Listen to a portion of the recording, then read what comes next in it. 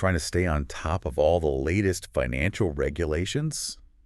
Yeah, it's a lot. It really is. It can feel like drinking from a fire hose, right? Very definitely. Well, today we're going to try to break down some key publications from the UK's Financial Conduct Authority, the FCA. We're looking at 3 reports that all dropped on December 11th, 2024. Yeah, these reports are really interesting because they give us a peek behind the curtain, into what the FCA is prioritizing right now. They Yep. highlight what they consider to be good and poor practices across different financial firms. And that's really valuable knowledge, no matter who you are. Absolutely. Whether you're a firm, trying to make sure you're towing the line, or just someone who's curious about this world and how it's evolving. For sure. And speaking of towing the line and staying ahead of the game, our friends over at Compliance Consultant, they're experts at helping firms do just that, navigate this really complex world. And they're actually offering a pretty sweet deal right now. Oh, yeah. Yeah, their silver anniversary discount for 2025, so a whole 25% off their services. That's great. Yeah. A deal you really shouldn't miss if you're thinking about it. It might be time to give them a call. For sure. But let's dive into these reports themselves. Okay. The first one is titled Complaints and Root Cause Analysis. Right. So the FCA, they took a close look at 40 different firms across various sectors. Okay. And what they found, I think, is pretty revealing. Yeah. So it seems that firms are actually pretty good at gathering all this data on customer complaints. Right. But they seem to struggle with, that next step, actually using that data effectively. Yeah. It's like having all the ingredients for a gourmet meal, but you have no idea how to cook. Exactly. They've got the raw materials, but they're not quite sure what to do with them. So the FCA, they found some firms that weren't even bothering to analyze the data to see how different groups of customers were being impacted. Really? Yeah, and this is where the consumer duty comes in. It really sets a higher bar for firms.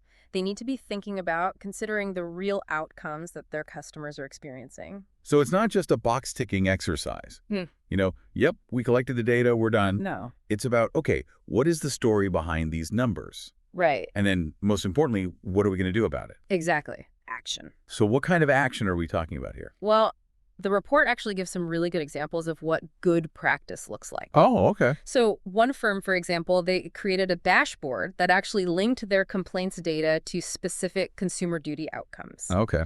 So they could clearly see, all right, these are the areas where we need to focus our efforts. Gotcha.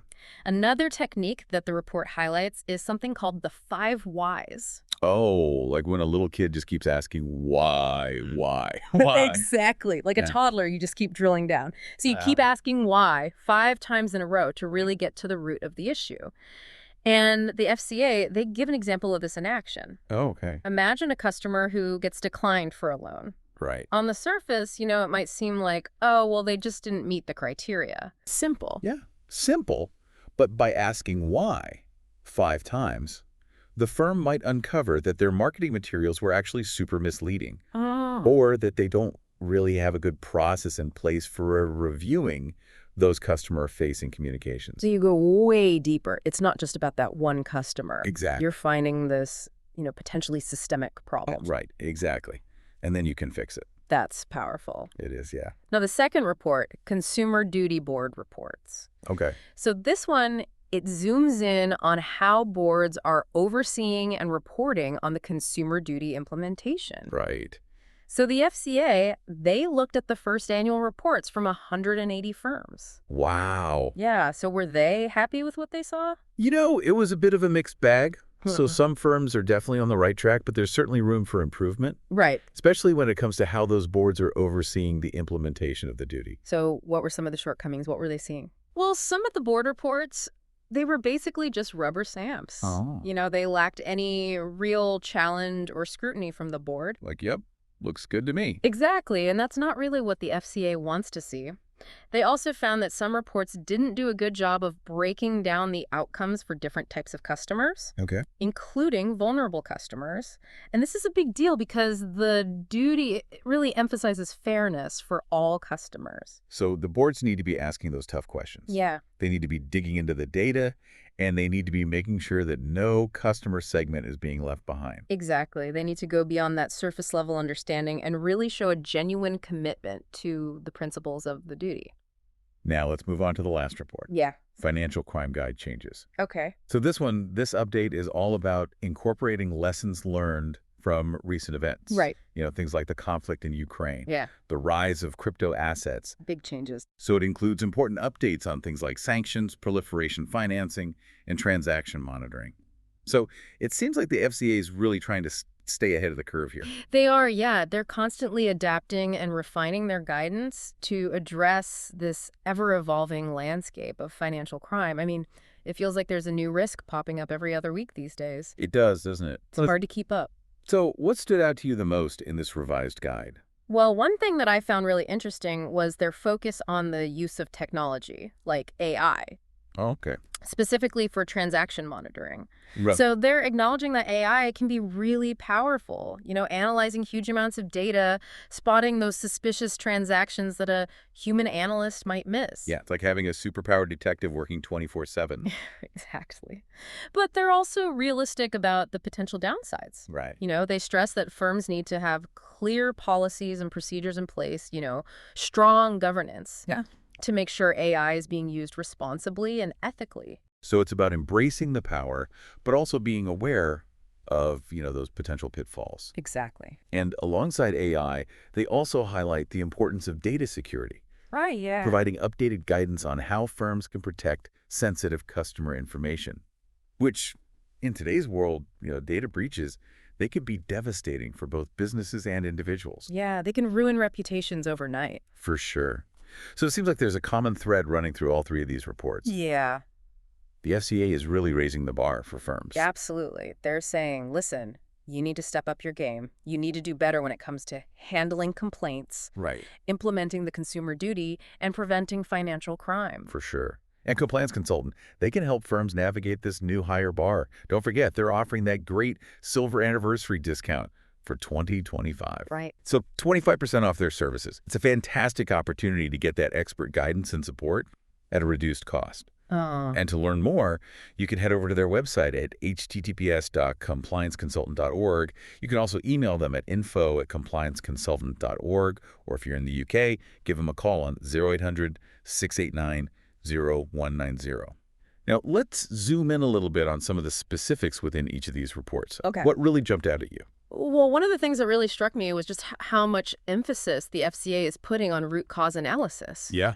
They're pushing firms to move beyond those surface level fixes, really dig deep and understand the whys, whether it's a customer complaint or, a potential financial crime risk. Yeah, that makes sense. Get to the heart of the problem. Exactly. So, the 5 whys technique, right? That's a great example of a really simple tool that anyone can use to start digging deeper. Yeah, it is. And it's something that anyone can do. You don't need fancy software. Exactly. Just curiosity. Exactly. And that can really make a big difference. And another thing that stood out to me was the FCA's focus on data. Yeah. It seems to be, a theme across all three reports. It does, doesn't it? They're really pushing firms to not just collect data, but to really analyze it effectively. Right. And then critically, use those insights to drive action. Because data is the foundation, right? It's how we understand customer outcomes, how we identify financial crime risks, how we make smart decisions. Yeah, but data alone isn't enough. You're absolutely right. It's got to be coupled with the right culture. Yeah. The right governance. Absolutely. Making sure that the consumer duty is truly embedded in everything that a firm does. Yeah, and that starts at the top, right? With the board. Exactly. The board needs to be actively involved, challenging management, and making sure that the frame is truly living up to the spirit of the duty. So let's dig into the FCA's insights on complaints handling. Okay. They highlighted one firm that I thought was particularly innovative in its approach. Yeah, what did they do? They actually developed this interactive complaints MI dashboard that directly linked the complaints data to specific consumer duty outcomes. Oh, wow.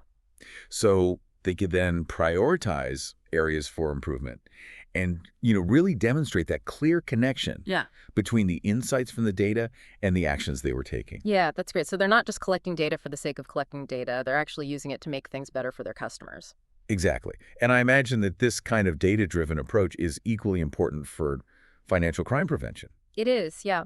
The report also showcased some really interesting examples of firms using AI for transaction monitoring. Right. So, they're trying to enhance their ability to spot suspicious activity, Yeah. things that might otherwise slip through the cracks. But as we discussed earlier, using AI, it comes with its own set of challenges. It does, yeah. Yeah. The report emphasized that firms need to be really aware of the limitations of AI. They need to implement those right governance frameworks. Have clear policies and procedures for using AI responsibly. They can't just rely on it blindly without having those safeguards in place. And they need to train their staff properly as well. Absolutely. So everyone understands how to use those AI tools effectively and, of course, ethically. Right. Because at the end of the day, AI is just a tool. Yeah. It's only as good as the people who are using it. Right. Now, let's talk about the FCA's observations regarding board oversight. Mm-hmm. Specifically, they found some examples that weren't so encouraging. Yeah, what did they see? So there were instances where those board reports, they were just lacking. They lacked adequate challenge. Okay. Or they failed to properly analyze those outcomes for different customer segments. Right. So what does that tell us? I mean, what kind of message does that send about, the state of board oversight? I think it's a reminder that the consumer duty, it's not just about ticking boxes. Right. Yep, we're compliant. It's about a real shift in mindset. Yeah. A commitment to putting the customer at the heart of absolutely everything a firm does. Yeah. And that starts with the board. Absolutely. They need to be engaged. They need to be asking those tough questions. They need to be holding management accountable for delivering good outcomes for every single customer. So it's not just compliance is a chore. No. Let's just get it done. It's about this is a core value. Exactly. It permeates the entire organization. Right. Now let's delve into the world of financial crime, starting with the FCA's updated guidance on sanctions. Okay. I mean, this is an area where the stakes are incredibly high. They are. And the FCA has made it crystal clear. Firms need to have robust systems and controls in place to ensure compliance. Absolutely. There's no room for error here. The consequences of non-compliance can be severe. For sure. The report actually provided some really insightful examples, I thought, of both good and a poor practice when it comes to sanctions compliance. What are some of the key things that stood out to you? Well, one of the most important messages, I think, was the need for firms to be both proactive and adaptable in their approach to sanctions compliance. Yeah. Particularly given how quickly the sanctions landscape can change. I mean, we've seen that recently, especially with the conflict in Ukraine. Absolutely. So, firms need to be able to pivot quickly and effectively to address those new measures as they come out. Right. So it's not enough to just, check a name against a list. No. You need to be thinking ahead. Right. You need to be thinking, okay, what are the risks of sanctions evasion? Yeah. And do we have the right controls in place to detect and prevent that?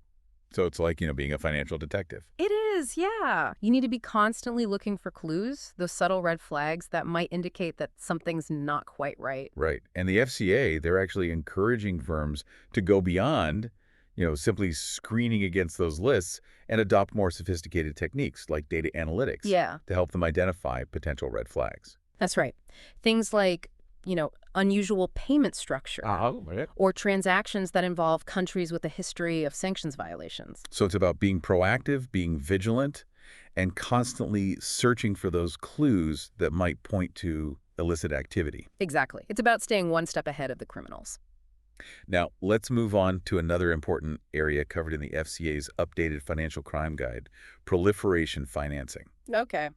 This is an area that I think often gets less attention than sanctions. Yeah, it does. But it's equally important, right? Absolutely. It's about preventing the financing of activities related to weapons of mass destruction. And the consequences of failing to prevent that?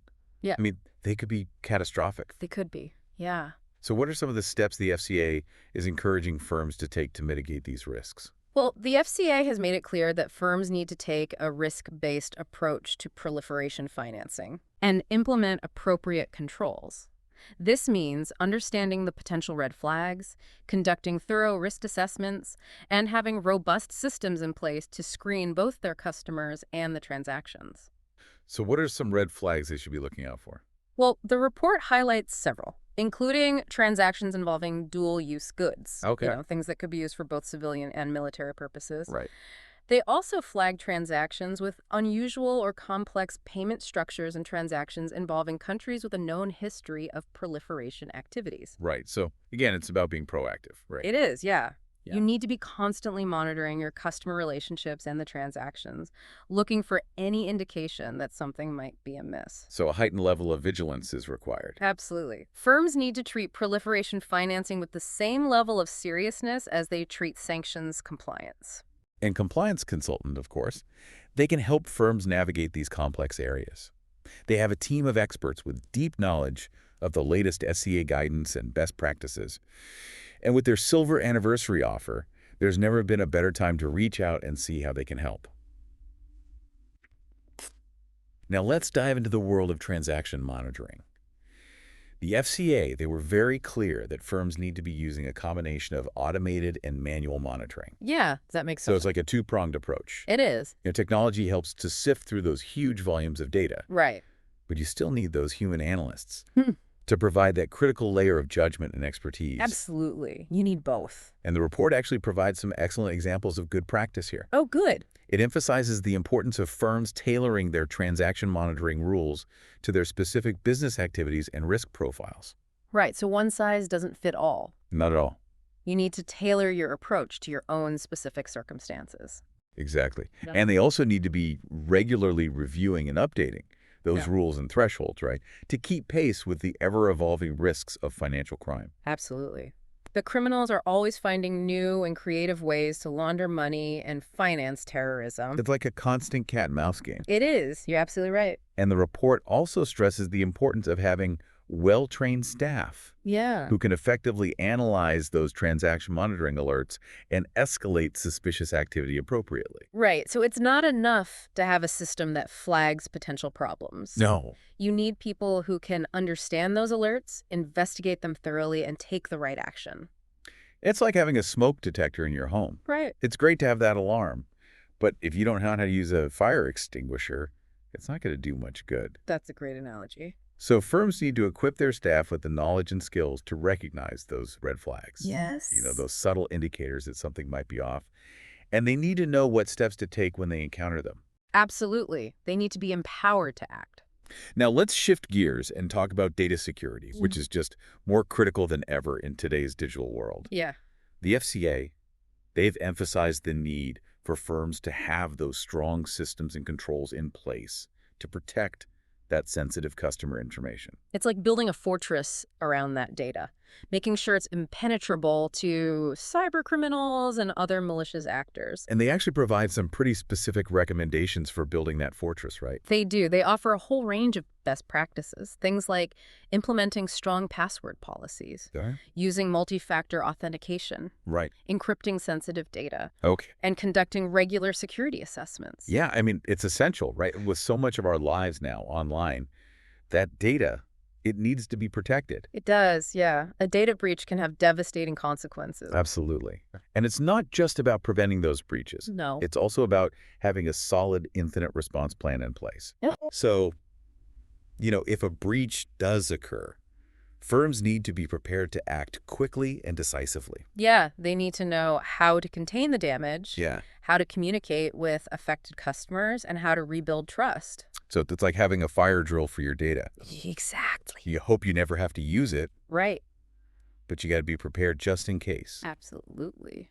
So, we've covered a lot of ground here. We have. But it seems like one of the key messages from these reports is that firms need to be proactive, they need to be adaptable, and they need to be willing to invest, Yeah, in the right technology, the training, and the expertise. absolutely. The financial services landscape is changing so rapidly, and the risks are only going to increase. Yeah. So firms can't afford to stand still. And compliance consultant, they can help firms navigate those challenges. They can. Remember, they're offering that great silver anniversary discount for 2025, 25% off their services. Right. So if you're feeling overwhelmed, reach out. Now, let's delve into some specific examples of how firms are using technology to really enhance their financial crime compliance efforts. One that I thought was really interesting was a firm that was using AI to actually improve the efficiency of their sanctions screening process. Oh, interesting. Yeah, I mean, AI it's proving to be incredibly powerful in this area, right? It is. It can analyze vast amounts of data much faster than a human ever could, which is really valuable when you're talking about sanctions screening. Exactly, yeah. Yeah. And it can also help firms to identify those connections that a human analyst might miss. Right. Like a sanctioned individual who's trying to hide their identity Yeah. behind a complex web of shell companies. Exactly. But of course, it's important to remember, AI, it's not perfect. It's not a silver bullet. No. It's a tool, and like any tool, it needs to be used responsibly and with appropriate oversight. Right. So firms need to understand its limitations. Yeah. They need to have those right controls in place to mitigate those risks. Makes sense. Now, another interesting example I saw was a firm that was using data analytics to actually identify high-risk customers. Oh, okay. So again, using technology strategically, Yeah. data analytics, it allows them to really identify patterns and anomalies that might suggest a higher risk of, money laundering, Right. fraud, other financial crimes. Yeah. It's like having that digital detective constantly on the lookout, Exactly. scanning for suspicious activity. Right. And that allows firms to really focus their compliance efforts where they matter most, Right. on the customers who pose the greatest risk. Exactly. So their compliance programs can be much more efficient and effective. But of course, they need to be using that customer data responsibly and ethically. Absolutely. Right. Data privacy is paramount. Yes. Firms need to have clear policies and procedures in place for how they're handling that sensitive information. Now, let's talk about some of the challenges that firms are facing when it comes to financial crime compliance. The FCA reports, they really highlighted the difficulty of keeping up with that constantly evolving regulatory landscape. It is hard. I mean, it's like trying to hit a moving target. It really is. New risks are emerging all the time, and the regulators are constantly updating their rules and guidance. Yeah. It's a lot for firms to stay on top of. Especially smaller firms that might have more limited compliance resources. Exactly. And this is where, compliance consultant can really be a valuable partner. Yeah. They have that deep understanding of the regulatory landscape and can help firms stay up to date on the latest requirements. Right, because you don't want to fall behind. No. The consequences can be really serious. Another challenge that firms are facing, is the increasing sophistication of criminals. Yeah.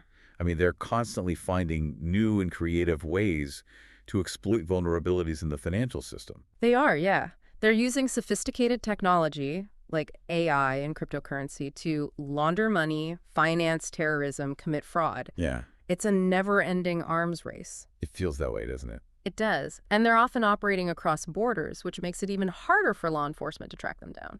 So what can firms do to stay ahead of these criminals? What can they do? Well, they need to be investing in the right technology, the right training, and the right expertise. Yeah. They can't afford to be complacent. They need to be proactive and constantly looking for ways to improve their defenses. Now let's zoom out a little bit. Okay. And consider the bigger picture. What are the implications of these FCA reports, for the future of financial services as a whole? Well, I think one clear implication is that financial crime compliance, it's only going to become more important in the years to come. Yeah. The regulators are raising the bar, and firms are going to need to step up their game if they want to meet those expectations. So compliance, it can no longer be seen as just a cost center, something you have to do. No, it's a strategic imperative. Exactly. It's essential for long-term success in this industry. And that means investing in the right resources. It does, yeah. You need the right people, the right technology, the right processes. Another implication that I see is that collaboration is going to be key. Absolutely. Firms can't fight financial crime alone. No. They need to be working together, sharing information, pooling resources. Yeah. They also need to be working closely with law enforcement and regulators to make sure that criminals are brought to justice. So it's a collective effort. It is, yeah. We all need to be working together. Now, let's get practical for a moment. Okay. What are some concrete steps that firms can take to strengthen their financial crime compliance programs? Well, one of the most important steps is to conduct a thorough risk assessment. Okay. That's the foundation of any effective compliance program. So you need to understand where you're vulnerable. Exactly. You need to know what your weaknesses are before you can start to address them. And that risk assessment needs to be tailored to the firm's specific business activities and risk profile, right? Absolutely. One size does not fit all. Okay. You need to tailor your approach to your own unique circumstances. So once a firm has a good understanding of its risks, Right. Then it can start to develop and implement those appropriate controls. Exactly.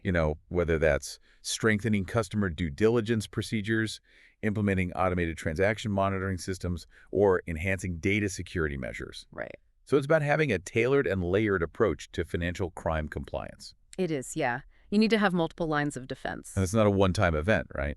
It's an ongoing process. It is, yeah. Compliance is a journey, not a destination. You can't just check a few boxes and say we're done. No. It's about constantly reviewing your compliance program, Right. testing your controls, Yes. and making adjustments as needed. Absolutely. And of course, staying up to date on those latest regulatory requirements and best practices. Right. Because the landscape is constantly changing. It is. You need to stay ahead of the curve. And that's where compliance consultant can really be a valuable partner. They can, yeah. They have the expertise, the experience to help firms implement effective compliance programs that meet those regulatory expectations. Right. They can help you navigate that complex world and make sure you're doing everything you need to do to protect your business and your customers. Now let's turn our attention to some of the challenges that firms are facing when it comes to implementing the consumer duty, particularly in the context of financial crime compliance. Okay. One of the biggest challenges that I see is that the consumer duty, it's still a relatively new concept. It is, yeah. So firms are still figuring out how to apply it in practice, Right. especially when it comes to financial crime. Yeah. It's not always clear what constitutes a good customer outcome in that context. No, it's not. It's a complex issue. It is.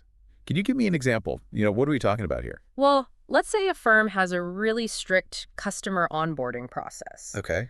It's designed to deter fraudsters from opening accounts. Okay. But that process might also deter some legitimate customers who Right. find it too cumbersome or too difficult to navigate. Okay. So is that a good customer outcome? That's a tough question. It is, yeah. And it's a question that firms are going to have to grapple with. Yeah. They need to think carefully about those trade-offs and make decisions that are truly in the best interests of their customers. Another challenge is that the consumer duty, it can sometimes conflict with the requirements of financial crime compliance. Yeah, that's true. For example, if a firm needs to file a suspicious activity report, Right. they might have to delay a customer transaction. Yeah. And that could be really frustrating for the customer. It could be, yeah. So firms need to find ways to balance those competing demands. They need to comply with their financial crime obligations, but also make sure they're delivering good customer outcomes. It sounds like a balancing act. It is. And it's going to require firms to be adaptable and innovative in their approach. So let's talk about some of the opportunities that the consumer duty presents, not just the challenges. Okay. What are some of the good things that can come out of this? Well, one opportunity is that it can actually help firms build stronger relationships with their customers. Okay. So by focusing on delivering good customer outcomes, firms can earn trust and loyalty. Right. Makes sense. And that can have a ripple effect. Okay. So it can make customers more likely to report suspicious activity All right. or to cooperate with the firm if there is a financial crime investigation. So it's almost like building that partnership with the customer. Exactly. It's about working together. Now, another opportunity I see is that the consumer duty, it can help firms actually improve their risk management practices. It can. By focusing on those customer outcomes, firms can often identify and mitigate risks that they might not have even considered before. Yeah. So, for example, a firm that's really committed to the consumer duty, they might be more likely to invest in technology. Right. That can help them detect and prevent fraud. Yeah. Or they might be more likely to provide training to their staff on how to identify and handle vulnerable customers. Absolutely. So it's about taking a more holistic and proactive approach to risk management. Right. Thinking about those risks from the customer's perspective. Exactly. Putting the customer at the center.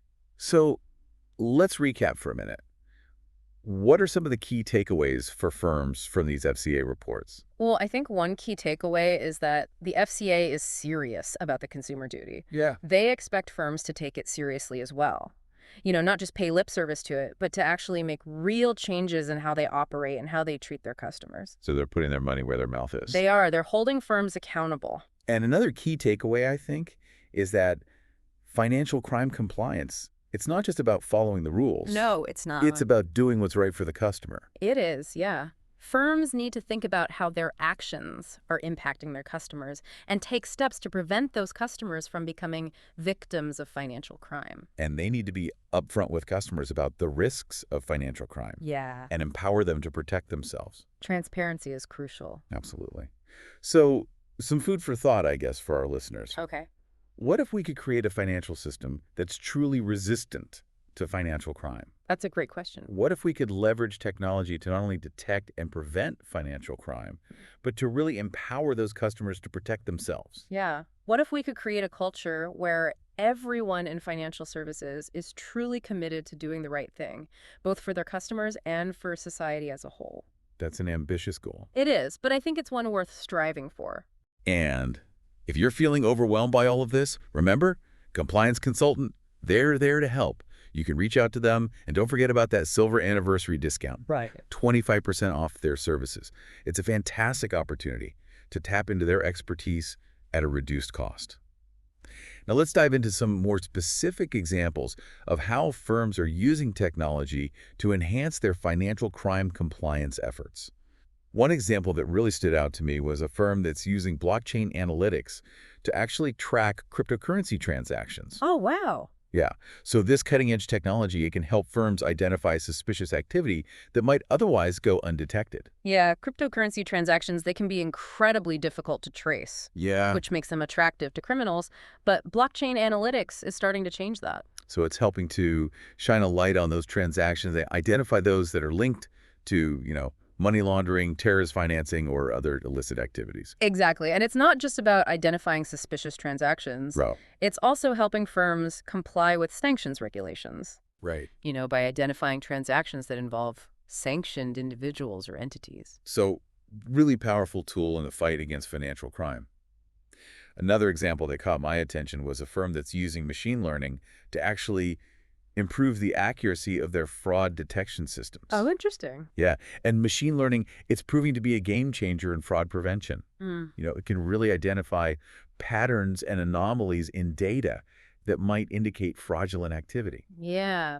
So by training a machine learning algorithm on a large data set of fraudulent transactions, firms can essentially teach that algorithm to recognize those same patterns in real time. That's right. So it's like having a digital detective constantly scanning for suspicious activity. Exactly. And it's not just about identifying that fraudulent activity. But, Machine learning can also help firms reduce false positives, oh, okay. which are a big problem in fraud detection. Yeah, false positives are a headache. They are. They can damage customer relationships, and they can make the whole compliance process less efficient.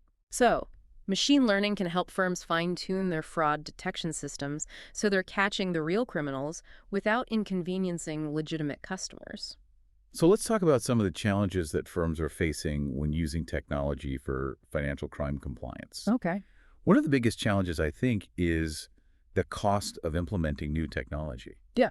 Some of these cutting-edge technologies, AI, blockchain analytics, they can be really expensive. They can, yeah. And that can be a barrier, especially for smaller firms that might not have a lot of resources. Right. So it's about weighing that cost against the potential benefits. Exactly. Firms need to carefully consider their budget and their specific needs before they invest in any new technology. And another challenge I see is finding employees with the skills to actually use these new technologies effectively. That's a big one. Yeah. There's a real shortage of qualified professionals in financial crime compliance, particularly those with expertise in data analytics and AI. Yeah. So firms, they need to be investing in training and development programs to make sure their staff have the skills they need. Yeah. They also need to be working with universities and other educational institutions Right. to develop that pipeline of qualified professionals for the future. So invest in the technology, but also invest in the people. Exactly. You need both. Technology is only as good as the people who are using it. Now, some more food for thought for our listeners. Okay. What if we could use technology to create a financial system that is truly transparent and accountable? That would be amazing. It would be. What if we could use blockchain technology to create a permanent and tamper-proof record of every single financial transaction? Wow. Or what if we could use AI to actually predict and prevent money laundering before it even happens? Those are big ideas, They are. but I think they're worth exploring. Yeah. The fight against financial crime is just too important to leave any stone unturned. And compliance consultant, they're there to help firms explore those ideas and turn them into reality. They're really at the forefront of financial crime compliance innovation. And they're committed to helping firms create a safer and more secure financial system for everyone. They are. They're a great resource. Absolutely. Now let's dive into some specific examples of how firms are using technology to enhance their customer due diligence processes. One example that caught my eye was a firm that's using biometrics to actually verify customer identities. Oh, interesting. Yeah. So this is a cutting-edge technology that can help firms prevent identity theft and other forms of fraud. Right. So things like fingerprint scanning and facial recognition. Exactly. Yeah. Those technologies can be incredibly effective in verifying that a customer is who they say they are. Right. And it can also help firms comply with Know Your Customer regulations by Absolutely. ensuring that they have accurate and up-to-date information about their customers. Yeah, that's really important. Another example that caught my attention was a firm that's using AI to automate their customer risk assessments. Oh, okay. So this can help firms save time and money, Yeah. but also, critically, it can improve the accuracy of those risk assessments. Right. Because AI can analyze so much data. Exactly. Yeah. It can look at things like transaction history, credit scores, Mm. social media activity, you name it, Yeah, to identify those patterns that might indicate a higher risk. exactly. So it's like having a digital risk analyst constantly monitoring every customer relationship. It is. Now let's talk about some of the challenges that firms are facing when it comes to using technology for customer due diligence. Hmm. One challenge, I think, is the cost of implementing new technology. Yeah. Biometric systems, AI-powered risk assessment tools, they can be pricey. Right. And that can be a barrier, especially for smaller firms. They can be. They need to make sure they're getting a good return on their investment. Right. And then another challenge is just making sure that the technology that they're using is accurate and reliable. That's right. You don't want to be relying on a system that's giving you false positives or false negatives. Right. So biometric systems, for example, they're not foolproof. Yeah. And AI-powered risk assessment tools, they can be biased Oh, okay. if they're not trained on a diverse data set. So it's about choosing the right technology and using it carefully. Exactly. Firms need to do their due diligence Yes. before they implement any new technology. They need to make sure it's fit for purpose. Absolutely. And they also need to have those robust governance and oversight processes in place to make sure that technology is being used responsibly and ethically. Right, because technology is a powerful tool, Yeah. but it needs to be used for good. Now, some more food for thought for our listeners. Okay? What if we could use technology to create a financial system that is truly inclusive and accessible to everyone? That would be great. What if we could use blockchain technology to create a digital identity that's secure, portable, and accessible to all? Yeah, that's a great idea. Or what if we could use AI to actually create a more equitable and fair financial system? Those are some big, ambitious goals. They are, but they're worth striving for. Absolutely. The future of finance, it is digital. It is, yeah. And it's up to us to shape that future in a way that benefits everyone. Right. We need to make sure that technology is used to create a better world for all. And compliance consultant, they're there to help firms navigate that future They are. and embrace both the opportunities and the challenges that come with it. They're true pioneers in this space. Absolutely. Now, let's explore some specific examples of how firms are using technology to enhance their anti-money laundering AML compliance efforts. Right. One example that stood out to me was a firm that's using network analytics to identify suspicious transaction patterns. Oh, interesting. Yeah. So this technology, it's incredibly powerful in the fight against money laundering. It is. It can help firms see the big picture. Right. Visualize those complex transaction networks. Right. And identify those patterns that are characteristic of money laundering schemes. So money laundering, it often involves moving money through a complex web of accounts It does. and transactions to try to hide where it came from, where it's going. Exactly. It's like trying to follow a trail of breadcrumbs that someone keeps sweeping away, It is. And network analytics, it helps firms to untangle those webs Right. and figure out who's really behind them. So it's like having a financial CSI team on the case. It is. It's really powerful stuff. Another great example I saw was a firm that's using machine learning to improve the efficiency of their SAR filing process. Their suspicious activity report filing process. Yes. So SARs, They're a crucial part of the AML framework, aren't they? They are. Firms are required to file them whenever they suspect that a transaction might be linked to money laundering or other criminal activity. Right. But that process of actually filing SARs, it can be really time-consuming. It can be. Yeah. And it can be very labor-intensive. Yeah. So machine learning can help to automate some of those steps It can. and free up compliance officers to focus on, those more complex investigations. Exactly. It's about working smarter, not harder. And machine learning can also help to improve the quality of those SARs It can. by making sure that they contain all the necessary information and that they're filed on time. Right. So it's like having a digital assistant, Yeah, helping firms to meet their regulatory obligations. exactly. Now, let's talk about some of the challenges that firms are facing when it comes to using technology for AML compliance. What are some of the biggest hurdles that they're encountering? Well, one challenge is just the complexity of the AML regulations. Okay. I mean, the rules are constantly changing and evolving, which makes it tough for firms to keep up. Yeah. Another challenge is just the sheer volume of data. Right. You can't manually review every single transaction. You can't. I mean, there are billions of financial transactions happening every day. So firms need technology to help them pinpoint those transactions that actually need a closer look. Right. And that technology needs to be sophisticated enough to identify those complex money laundering schemes, Right. but also accurate enough to minimize those false positives. Finding that balance is crucial. It is. You don't want to be drowning in alerts, No. but you also don't want to miss anything important. So, some more big picture questions. Okay. What if we could use technology to create a global AML framework that's truly seamless and effective? That would be a game changer. It would. What if we could use blockchain technology to create a transparent and auditable record of every single financial transaction? Wow. Or what if we could use AI to predict and prevent money laundering before it even happens? That would be incredible. I know, right? Yeah, it's definitely something worth striving for. So, some big ideas, but ones that are worth exploring. Absolutely. The fight against money laundering is a global one. Yeah. And it's going to require all of us to think creatively and work together. And Compliance Consultant, they're there to help firms tackle these challenges and turn those big ideas into reality. They're true innovators in AML compliance. They are. And they're dedicated to helping firms create a safer and more secure financial system for everyone. Well said.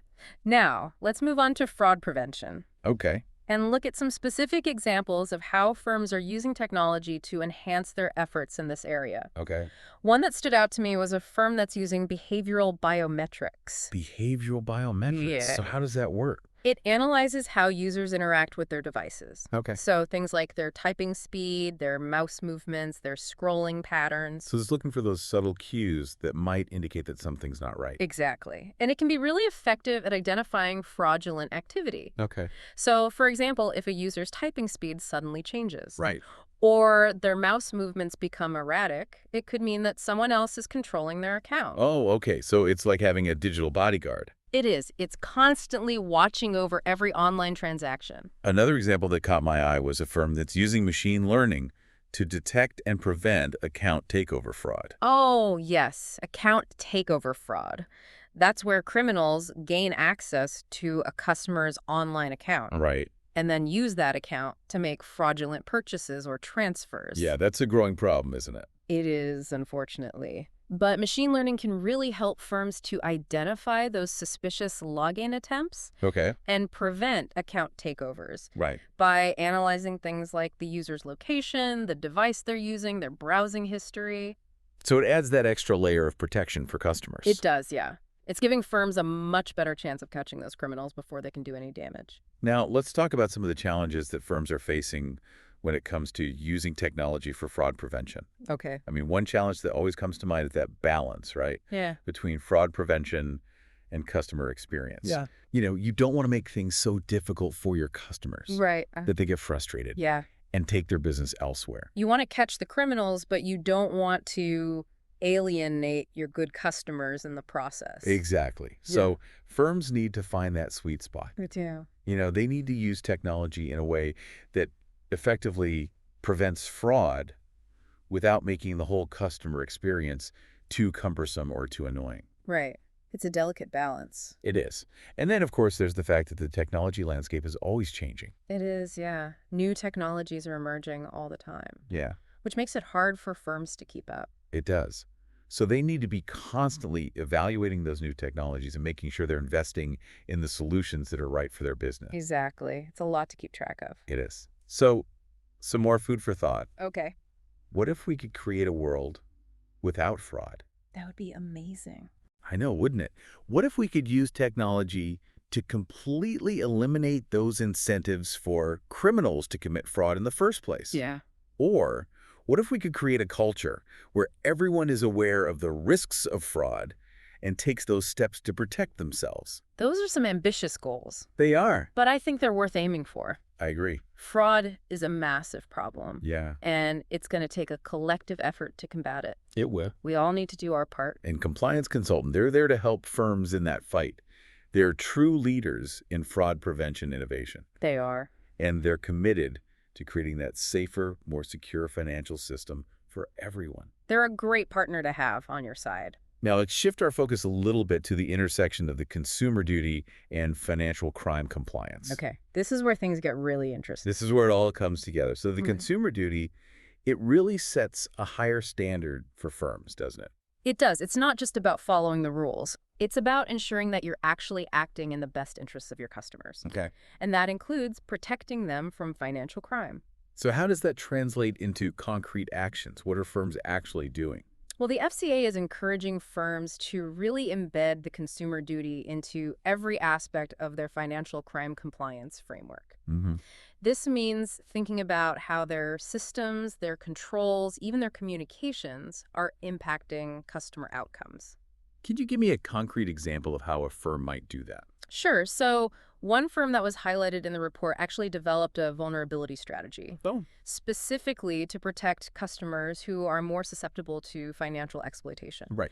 So they recognize that certain groups, like the elderly or those with cognitive impairments, they need that extra layer of care and attention. Makes sense. So they put in place specific measures to protect those customers. So a good example of a firm really putting the customer first. Absolutely. And it's not just about those internal strategies. Mhm. It's also about communication.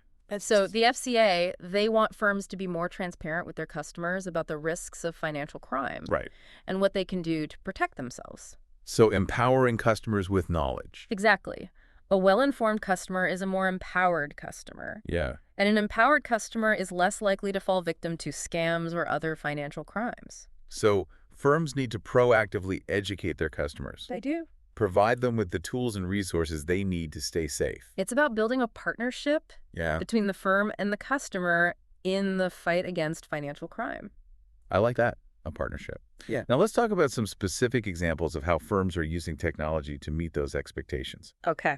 One that I thought was really cool was a firm that's using AI to analyze customer communications. Oh, wow. Yeah. So things like emails and chat logs Yeah. to detect signs of potential scams or fraud. So it's like having a digital guardian angel looking out for those customers. Exactly. AI can analyze those communications much faster and more accurately than a human. Right. So it can help firms identify and intervene in those potential scams before they cause too much damage. Another example that caught my attention was a firm that's using machine learning to personalize their financial crime risk assessments for each customer. Oh, interesting. Yeah. So instead of a one-size-fits-all approach, they're actually tailoring those assessments Yeah, to the individual customer's risk profile. exactly. So if someone's higher risk, they get more attention. Exactly. This allows them to focus their resources where they're needed most, Right. which makes their compliance program much more efficient and effective. Now, of course, technology can be a powerful tool in the fight against financial crime. It can. But it's important to remember that it's only part of the solution. Absolutely. Firms also need to have those strong governance frameworks, Yes. clear policies and procedures, Right. well-trained staff. Absolutely. You need all of those things to create a truly effective compliance program. You need the right people, the right processes, and the right technology. Exactly. Now, let's switch gears a little bit and talk about data protection and privacy, which is another key aspect of the consumer duty. Okay. Data protection, that's a hot topic these days, and for good reason. It is. Customers are increasingly concerned about how their data is being collected, used, and protected. Absolutely. And the FCA has made it clear that data protection is a key component of the consumer duty. Right. So firms need to go beyond simply complying with the regulations. Yeah. They need to think about how their data practices are impacting customer outcomes. So it's not just about checking the boxes. No. It's about doing what's right for the customer. Exactly. So, for example, if a firm is collecting more data than it needs, or if it's using that customer data for purposes that the customer wouldn't reasonably expect, that could be considered a breach of the consumer duty. Makes sense. It's about being transparent Yeah. with those customers Mm-hmm. about how their data is being used and giving them control over their own information. Absolutely. Customers need to feel like they're in the driver's seat when it comes to their data. Now let's look at some specific examples of how firms are using technology to enhance their data protection efforts. One example that caught my eye was a firm that's using privacy-enhancing technologies, or PTs, to protect customer data. PTs, that's a new one on me. Yeah, PTs. So what are those? They're basically a range of technologies that allow firms to process and analyze data without actually accessing the underlying data itself. Oh, interesting. So they can get the insights they need without compromising customer privacy. Exactly. That's clever. It is. So what are some examples of PTs? Well, one example is homomorphic encryption. Homomorphic encryption. Yeah, it's a mouthful. It is. But basically, it allows firms to perform calculations on encrypted data without ever decrypting it. Wow. So the data is always protected. Always protected. That's amazing. Another example is differential privacy, which adds noise to data sets. So it's impossible to identify those individual customers. Okay. But firms can still extract those useful insights. So you're protecting privacy while still allowing for data analysis. Exactly. So some really innovative solutions out there. They are. It's an exciting time to be working in data protection. Now let's talk about some of the challenges that firms are facing when it comes to data protection. What? One challenge, I think, is just the ever-increasing complexity of the data protection landscape. You know, with GDPR and CCPA and all these other regulations, Yeah. it can be tough to keep up. It can. It's like trying to hit a moving target. Exactly. Another challenge, I think, is the sheer volume of data that firms are now collecting and processing. You know, with so much data to manage, it can be difficult to ensure that it's all being handled securely and responsibly. Absolutely. You need to have the right systems and processes in place. And then, of course, there's the issue of legacy systems. A lot of firms are still relying on those outdated systems and processes that weren't designed with data protection in mind. Yeah. And upgrading those systems can be expensive and time-consuming. So it's not just about implementing those new technologies, it's about updating those existing systems and processes as well. Exactly. It's a holistic approach. It is. You need to look at everything. Now, some more food for thought. Okay. What if we could create a world where data privacy is not an afterthought, but a core design principle? That would be amazing. What if we could use technology to actually empower customers to control their own data and how it's used? Yeah. Or what if we could create a data-driven economy that's both innovative and ethical? Those are some inspiring goals. They are. But I think they're achievable if we all work together. I agree. We need to start thinking about data privacy differently. Absolutely. It's not just a compliance issue. It's a fundamental human right. And compliance consultant, they're there to help firms navigate this complex landscape and build a more ethical and sustainable future for data. They are. They're true leaders in this space. Now let's move on to the FCA's focus on vulnerable customers, which is another really important aspect of the consumer duty. Okay. This is an area that's often overlooked, I think. It is. It's so important. So vulnerable customers, these are people who, due to their personal circumstances, are particularly susceptible to harm, Right. especially when it comes to financial products and services. Yeah.